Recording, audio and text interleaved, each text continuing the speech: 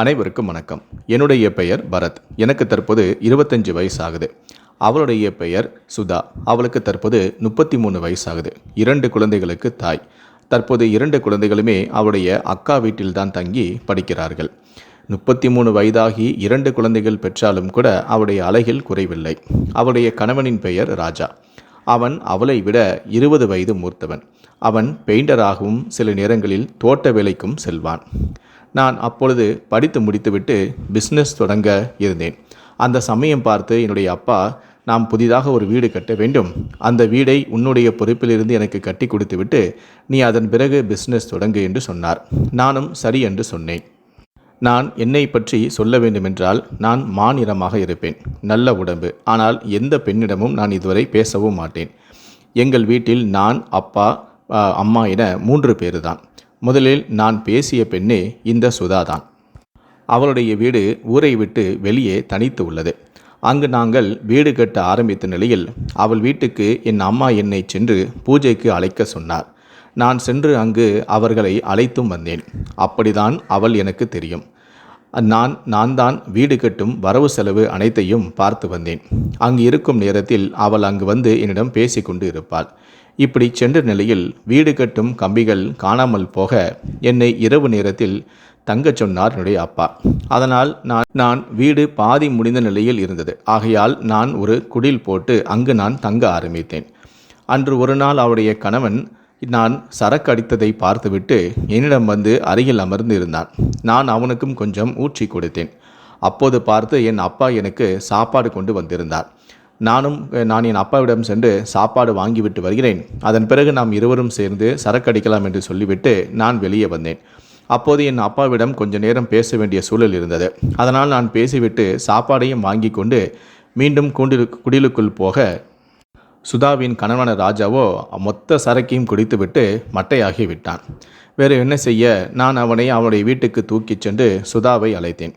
அவளும் கதவை திறந்து வெளியே வந்து, இந்த ஆளுக்கு இதே வேலை, குடிச்சிட்டு எங்கேயாவது விழுந்து கிடக்க வேண்டியது, ரொம்ப தேங்க்ஸ் தம்பி அப்படின்னு சொல்லி தன் கணவனை வீட்டுக்குள் அழைத்து சென்றாள். நானும் திரும்பி வந்து சாப்பிட்டு விட்டு தூங்கிவிட்டேன்.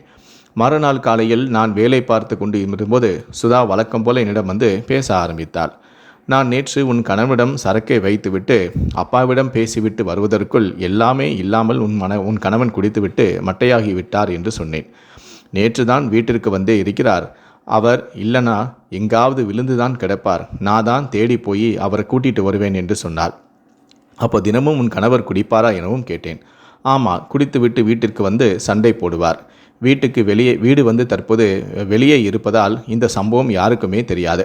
இவர் தினமும் குடித்துவிட்டு பிரச்சனை செய்கிறார் என்பதால் தான் நான் என்னுடைய 2 குழந்தைகளையுமே என் அக்காவின் வீட்டில் தங்க வைத்து அங்கிருந்து அவர்களை படிக்க வைத்து கொண்டிருக்கிறேன் என்று சொன்னாள். இங்கு வந்ததிலிருந்து சண்டை நடந்த மாதிரியே தெரியல எனவும் நான் கேட்டேன். இப்போது அவர் குடித்துவிட்டு வீட்டுக்கு வருவதே இல்லை, எங்காவது விழுந்துதான் கிடக்கிறார், அதான் சண்டை இல்லை. சரி, எனக்கு வேலை உள்ளது, நான் போகிறேன் என்று சொல்லிவிட்டு அங்கிருந்து கிளம்பிவிட்டாள். இப்படியே வீடு கட்டும் பணி முடியும் நிலையில் இருக்கும்போது என் வீட்டில் அம்மா அப்பா ஒரு திருமணத்திற்கு செல்ல அவருடைய கணவரோ என்னிடம் வந்து சரக்கடிக்கவா என அழைக்க, நானோ சாப்பாடு வாங்க செல்ல வேண்டும், நீங்கள் செல்லுங்கள் என்று கூறினேன். முடியாது, நீ இன்னைக்கு எங்கள் வீட்டில் சாப்பிடு என்று கூறினார். நானும் வேறு வழியில்லாமல் இறுதியில் ஒப்புக்கொண்டேன். அன்றிலிருந்து தான் நான் சுதாவை வேறு ஒரு கண்ணோட்டத்தில் பார்க்க ஆரம்பித்தேன். அன்று நான் வழக்கத்தை விட கொஞ்சம் அதிகமாகவே குடித்து விட்டேன். அதன் பிறகு நானும் அவருடைய கணவனான சுதாவின் கணவனான ராஜாவும் அவருடைய வீட்டிற்கு ஒன்றாக சென்றோம். சாப்பிடுவதற்காக என்னை அவருடைய வீட்டுக்கு அழைத்து சென்றாள். ஆனால் சென்றவுடனே அவர் எனக்கு சாப்பாடு வேண்டாம், எனக்கு தூக்கமாக வருகிறது என்று சொல்லிவிட்டு அவர் நேராக படுக்கை அறைக்கு சென்று தூங்கிவிட்டார். ஆனால் எனக்கோ பசியாக இருந்தது. நான் சாப்பிட உட்கார்ந்தேன். சுதாதான் வந்து எனக்கு பரிமாறினாள். அப்போது அவள் குனிந்து குழம்பை ஊற்றும் போது அவளுடைய சேலை நழுவி விட்டது. நான் அதை பார்த்து கொண்டே இருந்தேன். பார்த்தபடியே இருக்க அவள் உடனே தன்னுடைய ஆடைகளை எல்லாம் சரி செய்து கொண்டாள். நானும் சாப்பிட்டு விட்டு அதன் பிறகு நான் என்னுடைய அறைக்கு வந்து விட்டேன். அன்று எனக்கு தூங்கவே முடியவில்லை. நான் அன்று நடந்த சம்பவத்தையே நான் எண்ணிக்கொண்டு பிறண்டு படுத்து கொண்டிருந்தேன். எனக்கு தூக்கமே வரவில்லை. என் நினைவு முழுவதும் சுதாவின் நினைப்பாகவே இருந்தது. ஒரு வழியாக எப்போது தூங்கினேன் என்று எனக்கே தெரியவில்லை. மறுநாள் காலை மீண்டும் சுதாவை பார்த்தேன். அவள் நேற்று சாப்பாடு எப்படி இருந்தது என்று என்னிடம் கேட்டாள். நானும் நல்லா இருந்தது என்றும் கூறினேன். உன் கணவன் எங்கே என்று கேட்டேன். அவர் வேலைக்கு போய்விட்டார் என்று சொன்னாள். அன்று முதல் சுதா கிடைத்தால் சூப்பராக இருக்கும் என நான் நினைக்க ஆரம்பித்தேன். வீடு இப்போது காங்கிரீட் எல்லாம் போடப்பட்டு விட்டது. அதனால் தான் தினமும் மாடிக்கு மேலே சென்று தண்ணி அடிப்பதை வழக்கமாக வைத்து கொண்டேன். தினமும் காலையில் இருந்து தண்ணி அடிக்க மேலே செல்வேன். அப்போதுதான் நான் ஒரு நாள் சுதா காலையிலேயே குளிப்பதையும் நான் பார்த்தேன். அவளுடைய வீட்டில் தட்டி பின்னிய குளியலறை என்பதால் மேலே மூடவில்லை. அவள் குளிப்பதை என்னால் பார்க்கவும் முடிந்தது. நான் அவளை பார்ப்பதை சுதா கவனிக்கவில்லை. இதனால் இதை நான் வழக்கமாக்கி கொண்டேன். தினமும் தண்ணி அடிக்கும் சாக்கில் சீக்கிரமாகவே மேலே சென்று சுதா குளிக்கும் வரை அங்கிருந்து வேடிக்கை பார்த்துவிட்டு அதன் பிறகு என்னுடைய அன்றாட வேலைகளை செய்வதையே நான் வழக்கமாக மாற்றிக்கொண்டேன். ஒரு வழியாக வீடு கட்டும் பணியும் முழுவதும் முடிவடைந்து விட்டது. பால் காய்ச்ச நாள் பார்த்து கொண்டிருந்தோம். 4 மாதங்களுக்கு பிறகுதான் நல்ல நாள் வருகிறது என நாள் குறிக்கப்பட்டது. இதனால் பால் காய்ச்சும் வரை நீ அங்கே தங்கு என என்னுடைய அப்பாவும் சொல்லிவிட்டார். அதனால் நானும் இந்த வீட்டில் தங்க ஆரம்பித்தேன். அப்போது சுதா வந்து என்னிடம், இன்னும் ஏன் இங்கு இருக்கிறாய், வீட்டுக்கு நீ போகலையா என்றும் கேட்டார். உடனே நானும் சுதாவிடம், இங்கு இருப்பவர்களை பார்த்தால் எனக்கு போகவே மனம் வரமாட்டேங்குது என்று சொன்னேன். வராது என்று அவள் சிரித்து கொண்டு அங்கிருந்து சென்றாள். நான் கேட்டேன், உன்னுடைய கணவனுக்கு எதுவும் பிரச்சனையா என்று சொன்னேன். ஏன் கேட்குற என்று சொன்னாள். இல்லை, இருவரும் சண்டை போட்டு கொண்டு இருக்கிறீங்களே அதான் என்றேன். இல்லை, குடித்துவிட்டு வீட்டுக்கு வருவது தான் காரணம் என்று சொன்னாள். இல்லை, ஏதாவது உனக்கு உதவி வேண்டுமென்றாலும் சரி, என்னிடம் நீ தயங்காமல் கேள். நான் உனக்கு எதுவாக இருந்தாலும் செய்ய தயார். உனக்கு எந்த பிரச்சனையாக இருந்தாலும் அதை சரி செய்து கொடுக்கவும் தயார் என்று நான் இரட்டை அர்த்தத்தில் பேசினேன். உதவியெல்லாம் எனக்கு வேண்டாம், அதுவும் தேவைப்படாது என்று சொன்னாள். அவருடைய வீட்டிற்கு சென்று விட்டாள். அதன் பிறகு கொஞ்ச நேரத்திலேயே நல்ல மழையும் பெய்தது. நானும் வீட்டில் தூங்கி கொண்டிருந்தேன். அப்போது திடீரென சுதா வேகமாக என்னுடைய வீட்டிற்கு வந்தாள். நானும் என்னாச்சு, ஏன் என்ன பதற்றத்துடன் கேட்டேன்.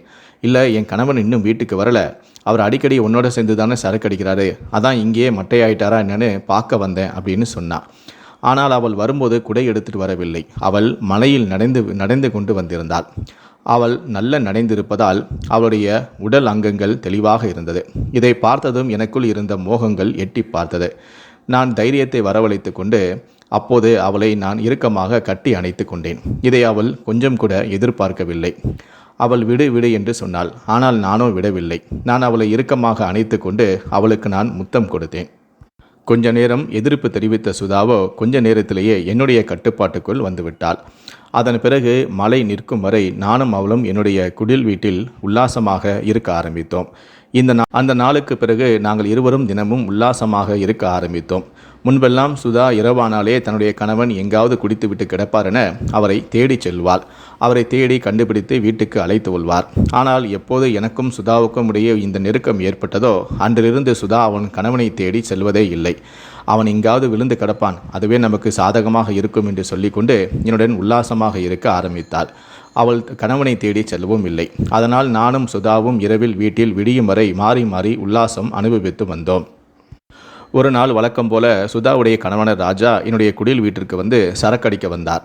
அப்போது நானும் அவரும் சரக்கடித்து கொண்டிருக்கும்போது அவர் கொஞ்சம் போதை தலைக்கேறிய நிலையில் இருந்தார். அப்போது தான் நான் கேட்டேன், எதற்காக இப்படி ஒரு நாள் விடாமல் தினமும் சரக்கடிக்கிறீங்க, உங்களுக்கு என்னதான் பிரச்சனை என்று கேட்டேன்.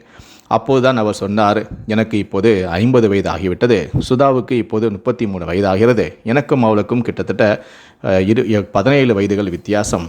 அது மட்டுமல்ல, எனக்கு இப்போ கொஞ்ச நாட்களாகவே நரம்பு தளர்ச்சி பிரச்சனை இருக்கிறது.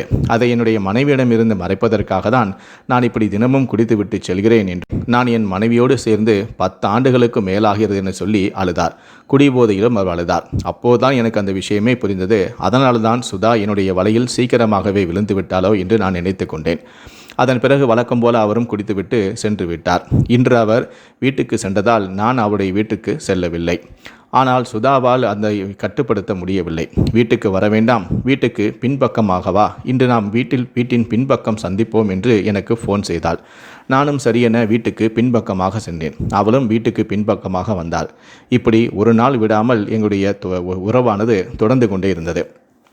எப்படியோ இந்த விஷயம் கண்டிப்பாக ஒரு நாள் அவருடைய கணவனுக்கு தெரியும். அப்படி தெரிந்துவிட்டால் நம்முடைய தகாத உறவுக்கு அவர் இடையூறாக இருப்பாரே, என்ன செய்வது என நாங்கள் இருவரும் யோசிக்க ஆரம்பித்தோம். சுதாவோ என்னுடைய கணவனால் எந்த விதமான பிரயோஜனமும் இல்லை, அதனால் அவரை நாம் கொலை செய்து விடலாமா எனவும் கேட்டாள். எனக்கோ பயமாக இருந்தது. வேண்டாம், அவரை கொலை செய்துவிட்டால் நாம் இருவரும் ஜெயிலுக்கு தான் போக வேண்டும். அதற்கு நான் வேறு ஒரு வழி சொல்கிறேன். உன்னுடைய கணவனை சென்னையில் இருக்கும் குடிபோதை மறுவாழ்வு மையத்தில் சேர்த்து விடலாம். அங்கு சேர்த்து விட்டால் எப்படியும் குறைந்தது ஒரு 3 மாதம் அங்குதான் இருக்க வேண்டும். அந்த 3 மாதம் நாம் எந்த விதமான இடையூறும் இல்லாமல் சந்தோஷமாக இருக்கலாம். அவர் அங்கிருந்து வந்த பிறகு வேறு ஒரு மையத்தில் அவரை சேர்த்து விடலாம். இப்படியே வெவ்வேறு இடங்களாக அவரை அனுப்பிவிட்டு நாம் கடைசி வரைக்கும் சந்தோஷமாக இருக்கலாம் எனவும் கூறினேன். இதுவும் நல்ல ஐடியாவாக தான் இருக்கிறது என்று சொல்லி, அதே போலவே சுதா தன்னுடைய கணவனான ராஜாவை சென்னையில் இருக்கக்கூடிய குடிபோதை மறுவாழ்வு மையத்தில் சேர்த்து விட்டாள். அதன் பிறகு எங்களுடைய தகாத உறவுக்கு எந்த விதமான இடையூறும் இல்லாமல் நாங்கள் தினமும் உல்லாசம் அனுபவிக்க ஆரம்பித்தோம். அதன் பிறகு என்னுடைய அம்மா அப்பா இந்த வீட்டுக்கு குடி வந்து விட்டார்கள். அதன் பிறகு இரவு என்னுடைய அம்மா அப்பா தூங்கிய பிறகு நான் மாடி வழியாக சுதாவுடைய வீட்டிற்கு சென்று அவளுடன் உல்லாசமாக இருக்க ஆரம்பித்தேன். இப்படியே எங்களுடைய தகாத உறவு தொடர்ந்து கொண்டே இருந்தது. நாட்கள் செல்ல செல்ல குடிகார மையத்தில் இருந்த அவருடைய கணவனும் வீட்டுக்கு வந்து விட்டார். அதன் பிறகு அவரை மீண்டும் நாங்கள் வேறொரு மையத்தில் சேர்க்க முயற்சி செய்தோம். ஆனால் அவரோ இல்லை, நான் வேறு எங்கும் செல்ல மாட்டேன், கொஞ்ச நாள் போகட்டும், நான் திருந்தி விட்டேன், இனிமேல் நான் அங்கே போக வேண்டிய அவசியமே இல்லை என்று சொல்லி வேலைக்கு செல்ல ஆரம்பித்தார். ஒரு வாரம் நல்லபடியாக வேலைக்கு சென்று கொண்டிருந்தார். எங்களுக்கு இது பெரிய பிரச்சனையாக இருந்தது. அவர் அங்கிருந்து வந்த பிறகு ஒரு வாரம் குடிக்கவும் இல்லை. இதனால் அவரை எப்படி மீண்டும் நம்ம மறுவாழ்வு மையத்திற்கு அனுப்புவது, அவர் குடிக்காமல் இருந்தால் நாம் எப்படி இருவரும் உல்லாசமாக இருப்பது என எங்களுக்கு பெரிய கவலையாக இருந்தது. ஆனால் ஒரு வாரத்துக்கு மேல் அவரால் தன்னை கட்டுப்படுத்த முடியவில்லை. மீண்டும் அவர் குடிக்க ஆரம்பித்து விட்டார். அந்த சமயத்தில்தான் அவருக்கு எனக்கும் சுதாவுக்கும் இடையே தகாத உறவு இருப்பதை ஊரில் இருக்க யாரோ ஒருவர் அவருடைய கணவனான ராஜாவிடம் தெரிவித்து விட்டார். இதை கேட்ட அவர் அதிர்ச்சி அடைந்து அதன் பிறகு குடித்துவிட்டு வந்து தன்னுடைய மனைவியான சுதாவை அடித்து கொடுமைப்படுத்தவும் ஆரம்பித்து விட்டார். ராஜாவோ தன்னுடைய மனைவியான சுதாவிடம், நீயோ என்னுடைய நலனுக்காக தான் நீ குடிகார நல்வாழ்வு மையத்திற்கு என்னை அனுப்பினாய் என்று நான் நினைத்திருந்தேன். ஆனால் நீயோ பக்கத்து வீட்டில் இருக்கும் அந்த சின்ன பையனோட தகாதோரை வைத்துக்கொண்டு உன்னுடைய உல்லாசத்திற்கு நான் இடையராக இருப்பதாக தான் என்னை நீ அந்த மையத்திற்கு அனுப்பி வைத்தாயா? எனக்கு எல்லா உண்மையும் தெரிந்துவிட்டது. நீ என்னிடமே நாடகமாடி என்னையே நம்ப வைத்து என்னுடைய அனுமதியோடு என்னை அங்கு நீ சேர்த்து விட்டாய் அல்லவா? எனக்கு எல்லா உண்மையும் தெரிந்துவிட்டது. இதுக்கு மேல் அந்த பையனோடு நீ தகாதோரை வைத்து கொண்டிருந்தாய்.